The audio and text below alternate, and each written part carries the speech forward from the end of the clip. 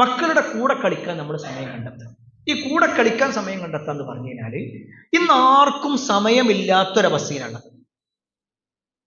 അപ്പൊ രാവിലെ അങ്ങോട്ട് പോകും, പിന്നെ വൈകുന്നേരം ആയിരിക്കും, ചിലപ്പോൾ മീറ്റിംഗും കഴിഞ്ഞിട്ടായിരിക്കും വരിക. ഉമ്മയാവട്ടെ ഉമ്മാന്റെ തിരക്കിലാണ്. ഒരു കുട്ടിയെ സംബന്ധിച്ചിടത്തോളം അവൻ കളിക്കാൻ ഏറ്റവും കൂടുതൽ ആഗ്രഹിക്കുന്നത് അവന്റെ ഉമ്മാന്റെ കൂടെ അല്ലെങ്കിൽ വാപ്പാന്റെ കൂടെയാണ്. ഞാൻ ആ പറഞ്ഞത് നേരെ ശ്രദ്ധിക്കുക. നിങ്ങൾ പറയുമല്ലോ, കുട്ടികൾ കുറച്ചു കാലം കഴിഞ്ഞപ്പോൾ ആകെ പിടുത്തം വിട്ടു, അവർ കുറെ ഗ്യാങ്ങുകളിൽ പെട്ടു എന്നൊക്കെ പറയണില്ലേ.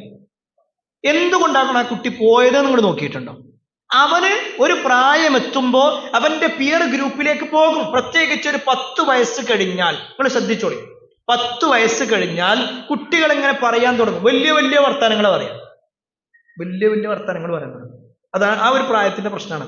എന്നിട്ട് 11, 12 വയസ്സായി കഴിഞ്ഞാൽ പിന്നെ നാട്ടിലെ വലിയ വലിയ ഗ്യാങ്ങിനെ കുറിച്ച് അവിടെ അങ്ങനെ പ്രശ്നം ഉണ്ടായി, ഇവിടെ എങ്ങനെ പ്രശ്നം ഉണ്ടായി, ഞങ്ങളൊക്കെ നോക്കി നിന്നു, അവിടെ ബസ്സിന് കല്ലെറിയുമ്പോൾ ഞാൻ അവിടെ അങ്ങനെ ഉണ്ടായിരുന്നു എന്നൊക്കെ പറയും. അത് ഓനെ സംബന്ധിച്ചിടത്തോളം വലിയ കാര്യം. ഇങ്ങനെ അവര് സമൂഹത്തിലേക്ക് ഇറങ്ങാൻ വേണ്ടി ഇങ്ങനെ നിൽക്കുമ്പോൾ അവർക്ക് സത്യവും അസത്യവും തിരിച്ചറിയാൻ കഴിയില്ല, നന്മയും തിന്മയും തിരിച്ചറിയാൻ കഴിയില്ല. അവിടെ ഏറ്റവും ആദ്യം നിൽക്കേണ്ടത് നമ്മളാണ്. നിങ്ങളുടെ കുട്ടിന്റെ കൂടെ ഒരു അരമണിക്കൂർ നേരം എന്തെങ്കിലും ഒരു കളി, അത് നിങ്ങൾ ഷട്ടിൽ കളിക്കലാവട്ടെ, ഫുട്ബോൾ ആവട്ടെ, വെറുതെ ബോളും കൊണ്ട് അങ്ങോട്ടും ഇങ്ങോട്ടും തട്ടി കളിക്കാൻ വിചാരിച്ചു. ഒരു അരമണിക്കൂർ നേരങ്ങൾ കളിച്ചു, അല്ലെങ്കിൽ ഒരു 10 മിനിറ്റ് നേരം കളിച്ചു. എന്നിട്ട് നിങ്ങൾ കടയിലേക്ക് പോകാനുള്ള ആ ഫീസ് ഉണ്ടല്ലോ, നമ്മുടെ ഒരു കവർ ഉണ്ടാവില്ലേ, സാധനം പിടിച്ചോണ്ടിരാൻ, ഇത് കൊടുത്തിട്ട് ഇതൊന്ന് മേടിച്ചോണ്ടിരാൻ നമുക്ക് കളി. ഓൻ അപ്പം പോകും. എന്താ കാര്യം? ഓന്റെ കൂടെ നമ്മൾ നിന്നിട്ടുണ്ട്, എന്നാൽ നമ്മുടെ കൂടെ ഓനുണ്ട്. പക്ഷെ നമ്മൾ എന്ത് ചെയ്യുന്നു വെച്ച് കഴിഞ്ഞാൽ ഈ കളിക്കാനും നിൽക്കൂല, പഠിക്കാൻ വെറും ആകെ നമ്മുടെ വായിൽ എന്താ ഉണ്ടാക്കുക? പഠിക്ക്, നിസ്കരിച്ച് ഇങ്ങനെ കുറെ കൽപ്പിക്കാൻ വേണ്ടിയിട്ട് മാത്രം ഒരു ഉമ്മയും വാപ്പയും. അതല്ല, നമ്മൾ കുട്ടികളുടെ കൂടെ കളിക്കണം, ചെറിയ പ്രായത്തിലാണെങ്കിലും ശരി, അല്ല കുറച്ച് വലുതായാൽ പോലും എന്ത് ചെയ്യുക, നിങ്ങൾ കുട്ടികളുടെ കൂടെ കളിക്കാൻ ഒരു 2 ഷട്ടിൽ വാങ്ങിയിട്ട് അത് നിങ്ങൾ കുട്ടികളുടെ കൂടെ കളിക്കാൻ വേണ്ടി നിന്നാൽ തീർച്ചയായും ആ മക്കളെ കൊണ്ട് നമുക്ക് ഉപകാരമുണ്ട്. മഹാനായ റസൂലുള്ളാഹി സ്വല്ലല്ലാഹു അലൈഹി വസല്ലമയിൽ നമുക്കതിൽ ഒരുപാട് ഗുണപാഠങ്ങളുണ്ട്. പ്രവാചകന്റെ ചരിത്രത്തിൽ, നബി സല്ലല്ലാഹു അലൈഹി വസല്ലമയുടെ ചരിത്രത്തിൽ അത് നമുക്ക് കാണാൻ പറ്റും. ഒരിക്കൽ റസൂലുള്ളാഹി സ്വല്ലല്ലാഹു അലൈഹി വസല്ലം അങ്ങനെ ഒരു വഴിയിലൂടെ പോകുമ്പോൾ കുട്ടികൾ അമ്പെയ്ത്ത് മത്സരം നടത്തണം. അന്നത്തെ കാലത്ത് നമ്മളിപ്പോൾ കല്ലെറിഞ്ഞൊക്കെ കളിക്കൂലേ, അതേപോലെ അമ്പെയ്ത്ത് മത്സരം ഒരു ഭാഗത്തേക്ക് ആക്കിയിട്ട് അതിനെ 2 ടീമാക്കി അവർ അമ്പെയ്ത് ആരാണ് ഏറ്റവും ഷാർപ്പായിട്ട് കൊള്ളിക്കണത് നോക്കണം. അപ്പൊ അതിങ്ങനെ പോയപ്പോൾ നബി കുറച്ചു നേരം ഇങ്ങനെ അവിടെ നോക്കുന്നു. എന്നിട്ട് നബി സല്ലല്ലാഹു അലൈഹി വസല്ലം അവലെ ഒരു ടീമിന്റെ അടുത്ത് വന്നിട്ട് നിങ്ങളെ കൂടെ ഞാനും ഉണ്ട് കേട്ടോ, നിങ്ങളെ കൂടെ ഞാനും ഉണ്ട് കളിക്കാനാ. ഉടനെ മറ്റേ ടീം പറഞ്ഞാൽ ഞങ്ങളില്ലാറുണ്ട്. എന്താ? നബിക്കെതിരെ ഞങ്ങൾ നിൽക്കുക, നബി ഓരോ ടീമിൽ മാത്രം, ഞങ്ങളുടെ ടീമിൽ അപ്പൊ നബി ഇല്ലല്ലോ. അപ്പൊ നബി സല്ലല്ലാഹു അലൈഹി വസല്ലം പറഞ്ഞു, എന്നാ 2 ടീമിൽ ഞാനുണ്ട്. എന്നിട്ട് റസൂലുള്ളാഹി സ്വല്ലല്ലാഹു അലൈഹി വസല്ലമ അവിടെ കളിക്കാൻ കൂടി.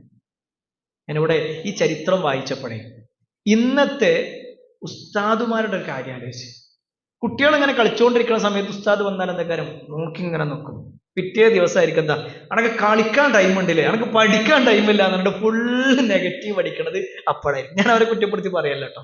ശരിക്കും അവിടെ റസൂലുള്ളാഹി സ്വല്ലല്ലാഹു അലൈഹി വസല്ലമയുടെ ചര്യയിൽ നമുക്ക് കാണാൻ പറ്റുക ആ കുട്ടികളുടെ കൂടെ കളിച്ച പ്രവാചകൻ. ഒരിക്കൽ റസൂലുള്ളാഹി സ്വല്ലല്ലാഹു അലൈഹി വസല്ലമയുടെ വീട്ടിലേക്ക് ഒരു സ്വഹാബി വരികയാണ്. അപ്പൊ നബി റസൂലുള്ളാഹി സ്വല്ലല്ലാഹു അലൈഹി വസല്ലമ തന്റെ പേരക്കുട്ടിയായ ഉമാമയെ ഇങ്ങനെ പുറത്തിരുത്തിട്ട് കളിക്കണം. അപ്പോഴാണ് ഒരു സ്വഹാബി ഇങ്ങനെ വരുന്നത്. ആ സ്വഹാബി ഇങ്ങനെ വന്നിട്ട് പറഞ്ഞു, നീ കയറിയ വാഹനം എത്ര നല്ല വാഹനാന്ന് പറഞ്ഞു. നബി ഇങ്ങനെ ആന കളിക്കണേ, പുറത്തിരുത്തിട്ട് ഇങ്ങനെ കളിക്കണം. ഉടനെ റസൂലുള്ളാഹി സ്വല്ലല്ലാഹു അലൈഹി വസല്ലം പറയുന്ന ഒരു മറുപടി ഉണ്ട്, വാഹനം മാത്രമല്ല വാഹനത്തിലുള്ള യാത്രക്കാരനും ഉഷാറാണ്. നമ്മൾ ആലോചിക്കുക, നബി സല്ലല്ലാഹു അലൈഹി വസല്ലം കൊടുക്കുന്ന ഒരു പോസിറ്റീവ് സ്ട്രോക്ക്, ശരിക്കും നമ്മൾ സൈക്കോളജി ഒക്കെ പറയുമ്പോൾ ഒരാൾക്ക് കൊടുക്കുന്ന ഏറ്റവും നല്ല ഒരു സ്ട്രോക്ക് പോസിറ്റീവ് സ്ട്രോക്ക് എന്ന് വേണമെങ്കിൽ പറയാം. നല്ല ഒരു പരിഗണനയാണ്.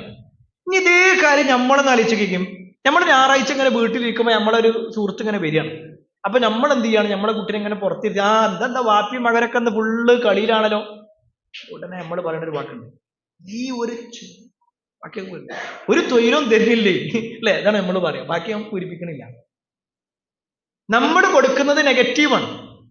റസൂലുള്ളാഹി സ്വല്ലല്ലാഹു അലൈഹി വസല്ലം കൊടുത്തതോ പോസിറ്റീവായിട്ട്. ഞാൻ മാത്രമല്ല, വാഹനം മാത്രമല്ല, വാഹനത്തിലുള്ള യാത്രക്കാരന് ഉഷാറാണ്.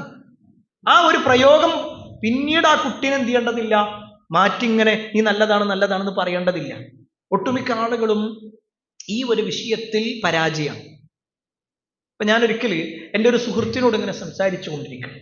അപ്പൊ അദ്ദേഹത്തിന്റെ കുട്ടി ഇങ്ങനെ വന്നപ്പോ അവനോട് പറഞ്ഞു, പിന്നെ ഇവനൊന്നും ഉപദേശിക്കണം, ഇവനൊന്നും ഉപദേശിക്കണം. ഒട്ടുമിക്ക രക്ഷിതാക്കളുടെ ഒരു സ്വഭാവമാണത്. എന്ത്, വേറെ ആരെങ്കിലും കണ്ടു കഴിഞ്ഞാൽ ഒന്നും ഉപദേശിക്കാം, മക്കളെ ഉപദേശിക്കാനായി പറയുന്നത്. അപ്പൊ ഒന്ന് ഉപദേശിക്കണം, ഇവർ കുറച്ചൊരു കളി കൂടിയിട്ടുണ്ട്, മാർക്കൊക്കെ കുറയാൻ തുടങ്ങിയിട്ടുണ്ടാണ്. അപ്പൊ ഈ കുട്ടി ശരിക്കും എൻ്റെ മുഖത്തേക്കൊരു ദയനീയമായൊരു നോട്ടം നോക്കി.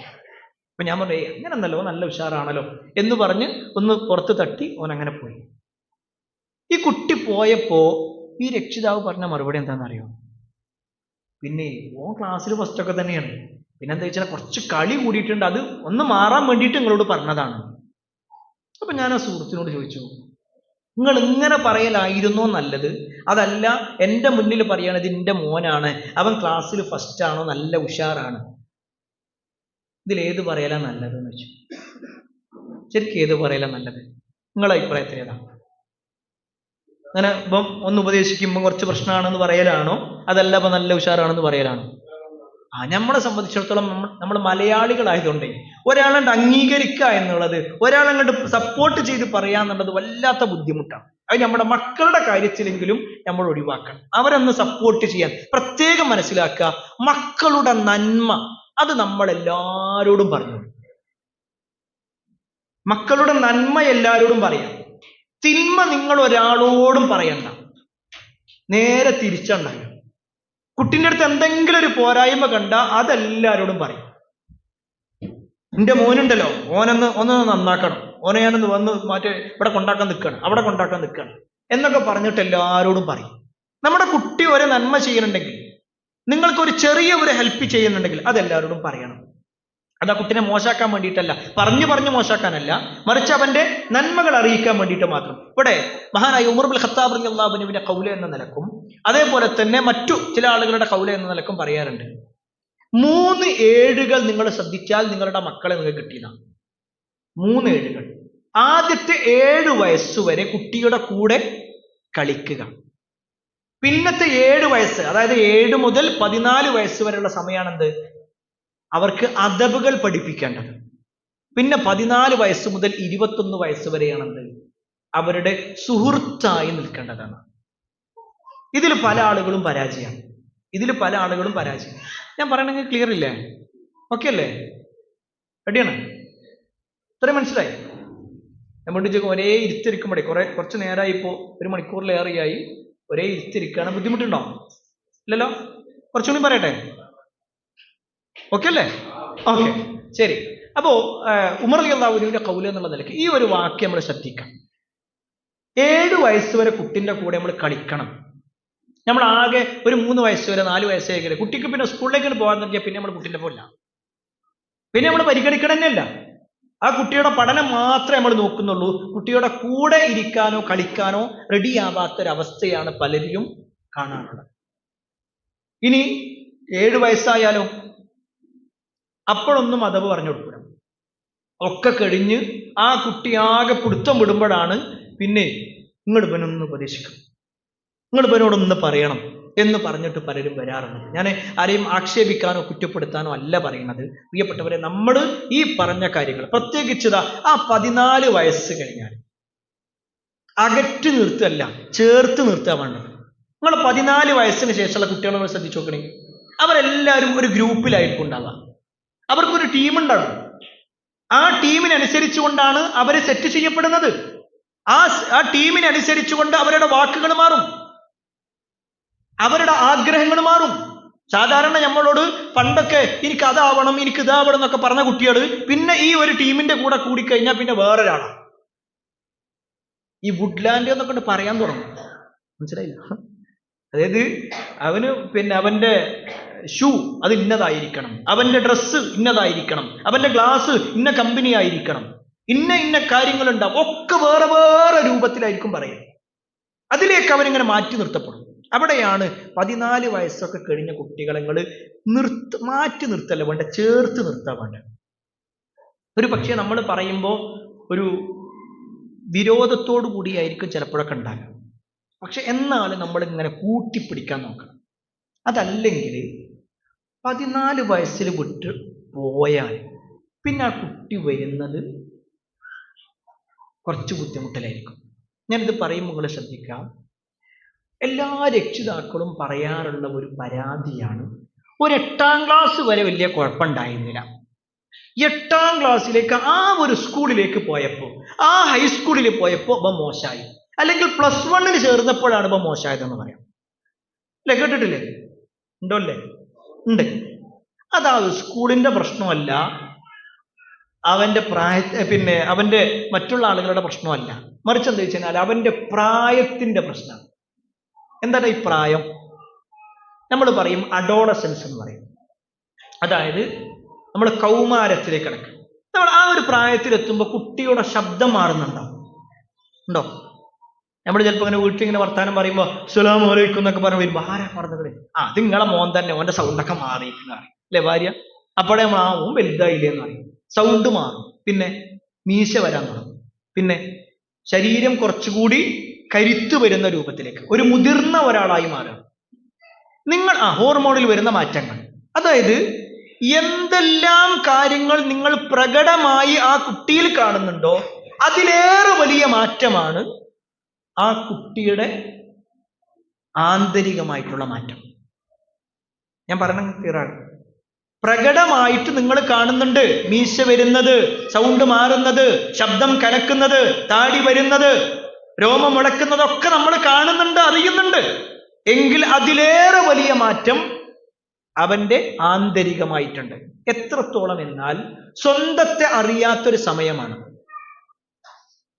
ഇപ്പൊ പ്രസവിച്ചൊരു കുട്ടിയില്ലേ, ആ പ്രസവിച്ച കുട്ടിയോടാണ് ടീനേജ് പ്രായത്തിലുള്ള കുട്ടികളെ സൈക്കോളജി പ്രകാരം എണ്ണപ്പെടുന്നതാണ്.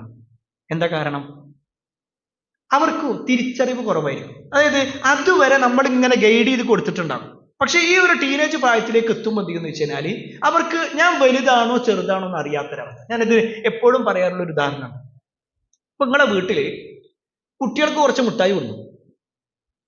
അങ്ങനെ കൊടുക്കുന്ന സമയത്ത് 10ാം ക്ലാസ് പഠിക്കണ നിങ്ങളെ മോൻ വന്നു എന്ന് വിചാരിച്ചോ. ഉടനെ നമ്മൾ എന്താ പറയാ, ഇത് കുട്ടികൾക്കുള്ളത്, അപ്പൊ ഇവിടുന്ന് ഇതൊക്കെ വലുതേക്കണപ്പോ അല്ലെ. അതിന്റെ പിറ്റേ ദിവസം വേറെ എന്തെങ്കിലും കൊടുത്തു.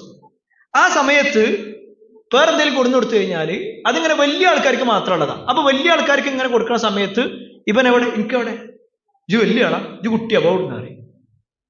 അത് സത്യത്തിൽ ഓൻ വലുതാണോ ചെറുതാണോ എന്നുള്ളൊരു സംശയം ഓൻക്കന്നെ ഉണ്ടാകും. ഇത് നമ്മൾ മനസ്സിലാക്കണം. ഈ കൗമാര പ്രായത്തിലേക്ക് എത്തുന്ന കുട്ടിയെ വാപ്പമാരോടാണ് പറയണത്, ആൺകുട്ടിയാണെങ്കിൽ നിങ്ങൾ ചേർത്ത് പിടിച്ച് അവന്റെ തോളിൽ കൈയിട്ട് നിങ്ങൾ നടക്കുകയാണെങ്കിൽ അതിനോളം അവനെ പിടിച്ചു നിർത്താൻ വേറൊന്നുമില്ല. വേറൊന്നും വേണ്ട, ഒരു പണ്ഡിതന്റെ ക്ലാസ്സും വേണ്ട, ഒരു കൗൺസിലിംഗും അവിടെ ആവശ്യമില്ല. നിങ്ങൾ ചേർത്ത് നിർത്തിയാൽ മതി. അപ്പൊ എന്ത് ചെയ്യുന്ന വെച്ചാൽ അവൻ എല്ലാ കാര്യങ്ങളോടും പറയും.